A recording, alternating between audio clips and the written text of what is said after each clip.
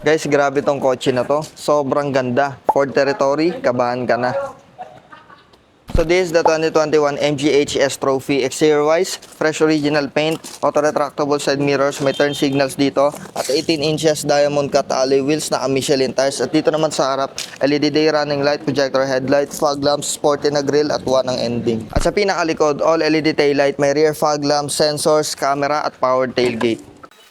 Maluwag ang trunk space, meron siyang hidden compartment, meron siyang built-in cover at foldable yung second row seat. At dito sa loob, panoramic roof, sporty leather na bucket seat, leather up na steering wheel, may red stitch dito, may paddle shifter, may cruise control, may mga controls dito, may super sport para ma-unlock mo yung 5,000 horsepower. Fully digital display with 48,000 kilometers on the clock only. May leather touch yung dashboard niya, touchscreen infotainment system, at may ambient lighting siya na hanggang dito sa dulo, aircon controls, automatic transmission, drive mode selector, electronic parking brake, two cup holders at center console. At ang best part, meron siyang health air na tinatawag para pag dumaan ka sa mausok or umutot yung asawa mo, mame-maintain niya yung bango at linis ng hangin dito sa loob ng kotse. At sa second row, maluwag ang leg, shoulder, and headroom, 6 foot ang height ko. Meron siyang 2 air vents, 2 USB ports, hidden compartment, at meron siyang armrest with 2 built-in cup holders at hidden storage. At pagdating sa engine, meron siyang 1.5 liter dual overhead cam, 4-cylinder, turbocharged automatic transmission, gasoline engine. At syempre, fuel efficient din to. Kaya niya mag 16.5 km per liter sa mixed driving conditions.